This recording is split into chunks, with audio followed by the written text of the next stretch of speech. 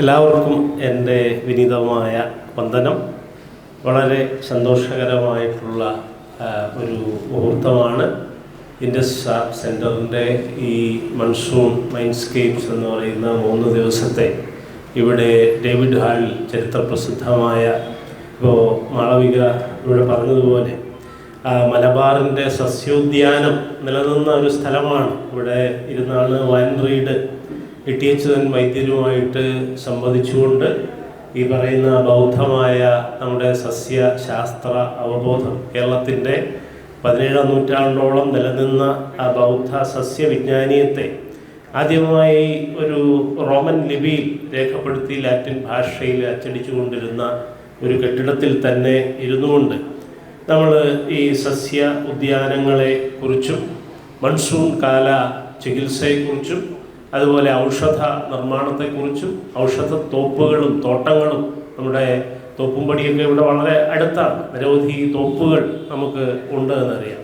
അപ്പോൾ അതിനെക്കുറിച്ച് നമ്മൾ നടത്തുന്ന ഈ സംവാദം വളരെയധികം വർത്തമാന പ്രസക്തം മാത്രമല്ല, നമ്മുടെ മണ്ണിനെയും മനസ്സിനെയും മഴ പോലെ തന്നെ കുളിർപ്പിക്കുകയും ആഴത്തിൽ തൊടുകയും പുതിയ നാമ്പുകളെ, ഇന്നലെ ഇവിടെ നടത്തിയ സംവാദത്തിൽ ഡോക്ടർ അജു നാരായണൻ വിശദീകരിച്ചതുപോലെ പുതിയ നാമ്പുകളെ മുളപൊട്ടാൻ അനുവദിച്ചുകൊണ്ട് തങ്ങളുടെ പാദങ്ങൾ പോലും മഴക്കാലത്ത് അധികം ലൈസൻഷ്യസ് ആയിട്ട് ഇറക്കി വിടാത്ത രീതിയിൽ നിയന്ത്രിക്കുന്ന ആത്മസംയമനത്തിൻ്റെയും അതുപോലെ തന്നെ ഈ സെൽഫിനെ മറികടക്കുന്ന, ഇവിടെ മാളവിക അത് സൂചിപ്പിച്ചു, സെൽഫിഷ് ആയിട്ടുള്ള അവസ്ഥയിൽ നിന്ന് സെൽഫ് സെൻറ്റേർഡ് ആയിട്ടുള്ള ഈഗോസെൻട്രിക് ആയിട്ടുള്ള ഒരു ബ്രഹ്മത്തിൻ്റെയും ആത്മത്തിൻ്റെയും ബ്രഹ്മൻ്റെയും ഒരു സാമ്രാജ്യത്തിൽ നിന്ന് അതിനെ മറികടന്നുകൊണ്ട് അപരത്തെ കാണുകയും അപരോന്മുഖമായ ഒരു വ്യവഹാരമായിട്ട് നൈതികതയെ അല്ലെങ്കിൽ ധമ്മം എന്ന് പറയുന്ന സങ്കല്പത്തെ വികസിപ്പിക്കുകയും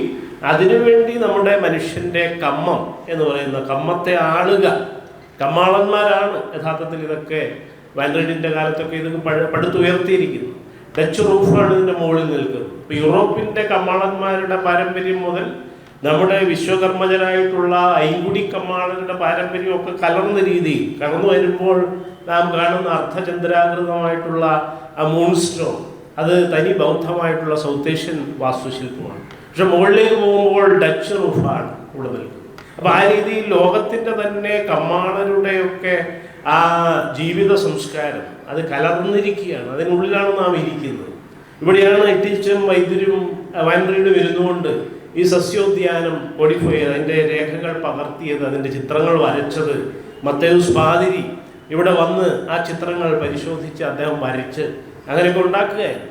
അപ്പോൾ അങ്ങനെയുള്ള വലിയ വിപുലമായിട്ടുള്ള സമഗ്രമായിട്ടുള്ള കേരളത്തിൻ്റെ വൈജ്ഞാനികം, അതാണ് ഈ പറഞ്ഞ പഞ്ഞം എന്ന് പറയുന്നത്. ഇവിടെ പറഞ്ഞു, മാളവിക പറഞ്ഞ പഞ്ഞവാദി എന്ന് പറയുന്നത്, ഞാനിപ്പോൾ പറഞ്ഞുകൊണ്ടിരിക്കുന്നതാണ് എന്ത്, പഞ്ഞവാദിയാണ് അവൻ.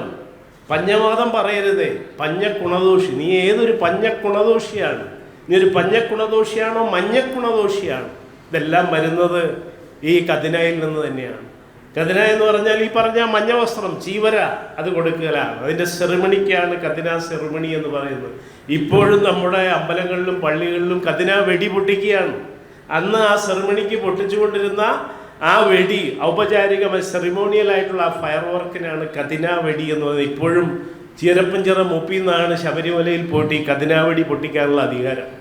അപ്പോൾ ആ പ്രയോഗങ്ങളെല്ലാം തന്നെ, പള്ളിയാകട്ടെ, പള്ളിക്കൂടമാകട്ടെ, പട്ടക്കാരാകട്ടെ, പട്ടം കെട്ടലാകട്ടെ, പട്ടം കിട്ടലാകട്ടെ, നെറ്റിപ്പട്ടമാകട്ടെ, ഈ കതിന ആകട്ടെ, കപ്പിയാര് വരെ പാലിയിൽ നിന്ന് നേരിട്ട് ചൈനക്കാർ കൊണ്ടുപോയി എന്ന് പറഞ്ഞു പഞ്ഞ.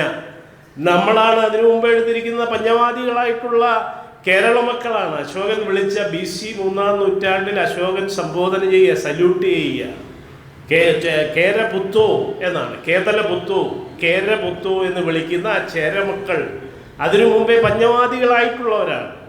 പഞ്ഞപ്പുല്ല് നിന്ന് ജീവിക്കുന്നവരാണ് നമ്മൾ. എന്താണ് പഞ്ഞപ്പുല്ല്? റാഗി, ഏറ്റവും വലിയ ഈ പറയുന്ന ചെറുധാന്യങ്ങളിൽ വരുന്ന ഏറ്റവും ഗുണമുള്ള പോഷക സമൃദ്ധമായ പഞ്ഞപ്പുല്ല് മുതൽ കലക്കി കുടിച്ചാൽ മതി, വേറെ ഒന്നും കഴിക്കേണ്ടതില്ല. അപ്പോൾ പഞ്ഞപ്പുല്ല്, പ്രജ്ഞ, ഇതൊന്നും സംസ്കൃതം പറഞ്ഞാലേ നമുക്ക് മനസ്സിലാവുകയുള്ളൂ. സംസ്കൃതം പറഞ്ഞു കഴിയുമ്പോൾ ഇത് മനസ്സിലായി. പഞ്ഞമാസം എന്ന് പറഞ്ഞാൽ മറ്റൊന്നുമല്ല, ഞാൻ സംസ്കൃതത്തിൽ പറയുമ്പോൾ എല്ലാവർക്കും മനസ്സിലാകും. കാരണം നമ്മുടെ ബോധന വ്യവസ്ഥ, അക്കാദമിക വ്യവസ്ഥ, മാധ്യമ വ്യവസ്ഥ സംസ്കൃതത്തിലൂടെ കഴിഞ്ഞ 10-60 വർഷമായിട്ട് ഈ രാമായണ മാസാചരണം പോലെ 1982 82 ഏപ്രിലിൽ ഇവിടെ എറണാകുളത്ത് ഹിന്ദി പ്രചാര സഭ ഹാളിൽ വെച്ചാണ് ഉണ്ടായത്. എന്ത് കർക്കിടക മാസം എന്ന് പറഞ്ഞാൽ പഞ്ഞമാസമല്ല, അത് രാമായണ മാസ ആചരണമാക്കണം എന്നത് രാഷ്ട്രീയ സ്വയം സേവക സംഘത്തിന്റെ അജണ്ട പ്രകാരം അവർ നടത്തിയ വിളിച്ചുകൂട്ടിയ മീറ്റിംഗിൽ ഇവിടെ ഈ എറണാകുളത്ത് ഹിന്ദി പ്രചാര സഭ ഹാൾ 1982 ഓഗസ്റ്റ് മാസത്തിൽ 2 ദിവസമായി നടന്ന മീറ്റിംഗിലാണ് തീരുമാനിച്ചത്.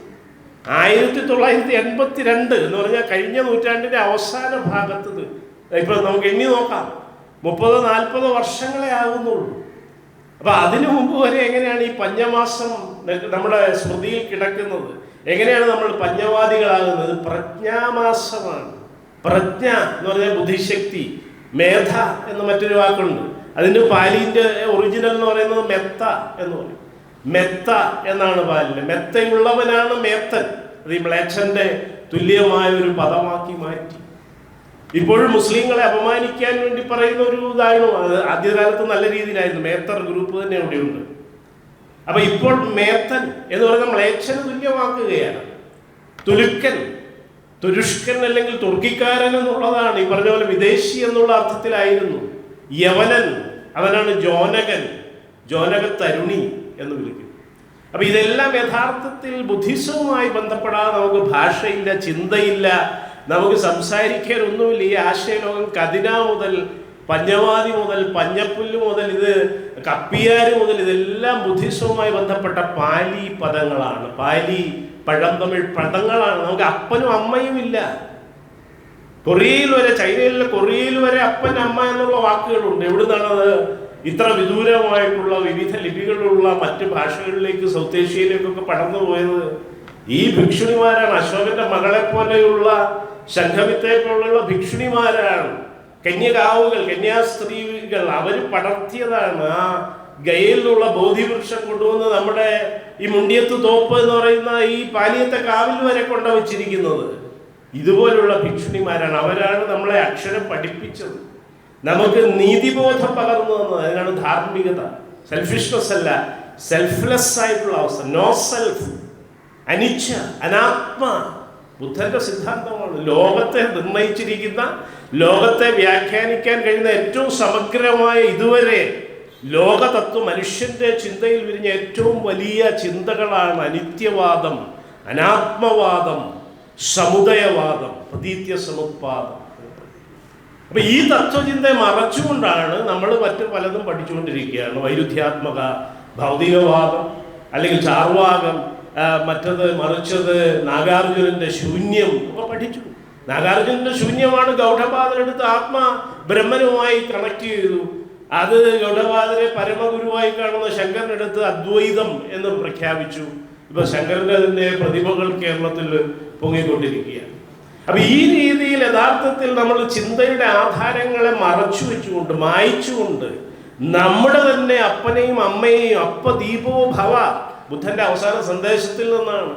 ആ ഭീ അപ്പന ദീപ് ബനോ എന്നുള്ളതാണ്. ഹിന്ദിയിൽ കിടക്കാണ് ഈ വർഷ പോലെ തന്നെ, വർഷാവാസം പോലെ തന്നെ ഹിന്ദിയിൽ ഈ വാക്കുകളൊക്കെ ഉണ്ട്. കാരണം പ്രാകൃത വാക്കുകൾ ഒരുപാട് ഇപ്പോഴും ആധുനിക ഹിന്ദിയിലുണ്ട്. സംസ്കൃതം മാറ്റിയാൽ ആധുനിക ഹിന്ദി തന്നെ നിരവധി പ്രാകൃത ഭാഷകളെ സംസ്കൃതീകരിച്ചുണ്ടാക്കിയ ഒരു കൊയിനേജ് ആണെന്ന് നമുക്കറിയാം. ഇപ്പൊ നാം പറയുന്ന എഴുത്തച്ഛന് ശേഷമുള്ള ഇപ്പോഴത്തെ ഈ മലയാളം, ഈ പ്രജ്ഞ, നിങ്ങൾക്ക് പറഞ്ഞാൽ മനസ്സിലാകുന്ന ഈ ഭാഷ, ഇത് യഥാർത്ഥത്തിൽ സംസ്കൃതവൽക്കരണത്തിലൂടെ, ഘോരമായ സംസ്കൃതവൽക്കരണത്തിലൂടെ എന്ന് പറഞ്ഞാൽ ഹൈന്ദവ ബ്രാഹ്മണവൽക്കരണത്തിലൂടെ, വൈദിക വേദാന്തവൽക്കരണത്തിലൂടെ സൃഷ്ടിച്ചെടുത്തിട്ടുള്ള ഒന്നാണ്. അപ്പൊ അതുകൊണ്ടാണ് നമുക്ക് മെത്തൻ എന്ന് പറഞ്ഞാൽ നമുക്ക് അർത്ഥമില്ല. പഞ്ഞ എന്ന് പറഞ്ഞാൽ വളരെ മോശം, മ്ലേച്ഛം എന്നാണ് പറയുക. പന്യ എന്നാണ് അത്. പന്യ എന്ന് പറഞ്ഞാൽ രത്നം, ഹിന്ദിയിൽ കിടക്കുന്നുണ്ട്. രത്നം എന്നാണ് അർത്ഥം. ത്രിരത്നം തന്നെയാണ്. ബുദ്ധം, ധാമം, സംഘം എന്ന് പറയുന്ന ത്രിരത്നം, ത്രിശരണങ്ങൾ തന്നെയാണ്. ശരണം വിളിക്കുകയാണ്. ശബരിമലയിൽ മാത്രമല്ല, മലയാറ്റൂർ മുടിയിലേക്ക് പോവുകയും പൊന്മല ശരണം എന്നാണ് വിളിക്കുന്നത്. തലമുണ്ടനം ചെയ്യുന്ന ഏതെങ്കിലും ക്രൈസ്തവ പാരമ്പര്യം ലോകത്ത് വേറെ എവിടെയെങ്കിലും ഉണ്ടോ? ഇത് കേരളത്തിൽ മാത്രമേ ഉള്ളൂ. പാദപൂജ ചെയ്യുന്ന ക്രൈസ്തവവും ഇസ്ലാമികവുമായ പാരമ്പര്യം ലോകത്ത് എവിടെയെങ്കിലും ഉണ്ടോ? കേരളത്തിലും സൗത്ത് ഏഷ്യയിലും സൗത്ത് ഇന്ത്യയിലും ചില ഭാഗങ്ങൾ മാത്രമേ ഉള്ളൂ. കാരണം ഇതിൻ്റെ എല്ലാം പൊതുപാരമ്പര്യം അടിത്തറ എന്ന് പറയുന്നത് നാഗരിക അടിത്തറ ബുദ്ധിസമായിരുന്നു. അതുകൊണ്ടാണ് ഇപ്പോഴും ശ്രീപാദത്തിലേക്ക് വെസ്റ്റ് ഏഷ്യയിൽ നിന്ന് മനുഷ്യർ വരുന്നു. ആദം നബിയുടെ പാദം എന്ന് പറഞ്ഞുകൊണ്ടാണ് അവർ വരുന്നത്. യൂറോപ്യന്മാർ വരുന്നു, അവർ ആഡം എന്ന് പറഞ്ഞുകൊണ്ടാണ് അവർ വരുന്നത്. എന്താണ്? ബുദ്ധപാദമാണ്. അപ്പൊ ഈ രീതിയിൽ നമ്മുടെ ചരിത്രത്തെ, നമ്മുടെ സാഹിത്യത്തെ, ഭാഷയെ, ചിന്തയെ, തത്വചിന്തയെ, ഇമേജറിയെ, നമ്മുടെ പ്രസാദ് സാറ് പറയുന്ന പോലെ വളരെ സൂക്ഷ്മമായ നമ്മുടെ ബോധാബോധ തലങ്ങളിലെല്ലാമുള്ള നമ്മുടെ ബിംബാവലികളെ, സ്വപ്നങ്ങളെ എല്ലാത്തിനെയും നിർണയിച്ചിരിക്കുന്ന ആധാരമാണ് നമുക്ക് മനസ്സിലാക്കാൻ പറ്റാത്ത രീതിയിൽ ഈ സംസ്കൃതവൽക്കരണത്തിലൂടെ കമ്മത്തെ കർമ്മമാക്കുകയും ധമ്മത്തെ ധർമ്മമാക്കുകയും അതിനെ വർണ്ണാശ്രമ ധർമ്മമാക്കുകയും ഏറ്റവും മനുഷ്യവിരുദ്ധമായ അധർമ്മമാക്കി സ്ഥാപിക്കുകയും ചെയ്തതിലൂടെ സംഭവിച്ചിരിക്കുന്നത്. ഈ മസ്തിഷ്ക പ്രക്ഷാളനമാണ് സംഭവിച്ചിരിക്കുന്നത്. അപ്പൊ ഇതിൽ നിന്ന് നമുക്ക് മോചനം ലഭിക്കാൻ യഥാർത്ഥത്തിൽ ചരിത്ര പഠനം, സംസ്കാര പഠനം, ഭാഷാ പഠനം, ഒരു ഭാഷയിൽ നിൽക്കുന്ന കിണറ്റിലെ തവളകളാകാനല്ല, മറിച്ച് ബഹുഭാഷകത്വം വികസിപ്പിച്ചുകൊണ്ട് ബഹുസാംസ്കാരികതയിലേക്ക് കടന്നുകൊണ്ട് ജനായത്തപരമായ രീതിയിലുള്ള സംവാദങ്ങളെ മുന്നോട്ട് കൊണ്ടുവരിക. അതാണ് ബുദ്ധന്റെ ഈ പറയുന്ന ജ്ഞാനോദയം, അറിവൊളി എന്ന് പറയുന്ന ആ അവെയ്ക്കനിങ് എന്ന് പറയുന്ന തലം തന്നെ ആർക്കും വിദ്യാഭ്യാസത്തിലൂടെ, പഠനത്തിലൂടെ, ചിന്തയിലൂടെ, വിമർശ ചിന്തയിലൂടെ, അപ്പദീപോ ഭവ എന്ന് പറഞ്ഞാൽ ബി യുവർ ഓൺ ലൈറ്റ് എന്നാണ് പറഞ്ഞത്. നിങ്ങൾ അപ്പനെ താങ്കൾ തന്നെ താങ്കളുടെ വെളിച്ചവും വിളക്കുമായിരിക്കട്ടെ. ബുദ്ധന്റെ അവസാന 80-ാം വയസ്സിൽ ആ പന്നിമാംസം കഴിഞ്ഞ് മരിക്കുന്ന സമയത്ത് ആനന്ദന്റെ മടിയിൽ കിടന്ന് ശിഷ്യനോട് പറഞ്ഞതാണ്, ആ തിരുവനന്തപുരത്തെ തന്നെ അനന്തപുരമാക്കി മാറ്റിക്കളഞ്ഞു, മിത്ര അനന്തപുരമായി. അപ്പൊ ആ രീതിയിലാണ് ഓരോ ഓരോ ഓരോ സ്ഥലനാമങ്ങളും മാറ്റിയിരിക്കുന്നു. ഇപ്പൊ പള്ളികളൊക്കെ പിള്ളികളാക്കിക്കൊണ്ടിരിക്കുകയാണ്, വള്ളികളാക്കുകയാണ്, മുള്ളികളാക്കുകയാണ്, തുള്ളികളാക്കുകയാണ്. പക്ഷെ എന്താണിത്? പഴന്തമിഴിലും പാലിയിലുമുള്ള, ദക്ഷിണി പാലിയിൽ മാത്രമുള്ള ഒരു വ്യവഹാരമാണ്. ഈ പറഞ്ഞ പോലെ പഞ്ഞ, കതിന എന്നൊക്കെ പറയുന്ന പോലെയാണ്, കപ്പിയാർ എന്നൊക്കെ പറയുന്ന പോലെയാണ് ഈ പള്ളി വന്ന് കിടക്കുന്നത്. അപ്പൊ പള്ളിയുടെയും പള്ളിക്കൂടത്തിന്റെയും പാരമ്പര്യം ബുദ്ധിസമാണ് ജനങ്ങൾക്ക്. ഈ ഭിക്ഷുണിമാരാണ് നമുക്ക് അക്ഷരം പകർന്നു തന്നത്. അപ്പൊ ഇതിനെക്കുറിച്ചൊക്കെ നാം തിരിച്ചറിവ് ഉള്ളവരായി മാറുക, അതിനുവേണ്ടി ഇത്തരത്തിലുള്ള സംവാദങ്ങൾ കൂടുതൽ ബഹുസ്വരമായി തുടരട്ടെ എന്നുള്ള ഒരു ആശംസ മാത്രം ഇവിടെ അർപ്പിച്ചുകൊണ്ട് ഇതിന് വഴിയൊരുക്കിയ എല്ലാ നല്ല മനസ്സുകളെയും ഒരിക്കൽ കൂടി അഭിവാദ്യം ചെയ്തുകൊണ്ട് ഡോക്ടർ മാളവിക, അതുപോലെ തന്നെ നമ്മുടെ പ്രസാദ് സാറ്, മറ്റ് മാളവികയുടെ മാതാവും അവരുടെ ഭർത്താവും അക്കാഡമീഷ്യനായിട്ടുള്ള നമ്മുടെ സുഹൃത്തും എല്ലാവരും ഇവിടെ എത്തിച്ചേർന്നിട്ടുണ്ട്. അവരെ ഒരിക്കൽ കൂടി എൻ്റെ സ്നേഹാഭിവാദ്യങ്ങൾ, ആദരങ്ങൾ അറിയിച്ചുകൊണ്ട് ഞാൻ ചുരുക്കുന്നു.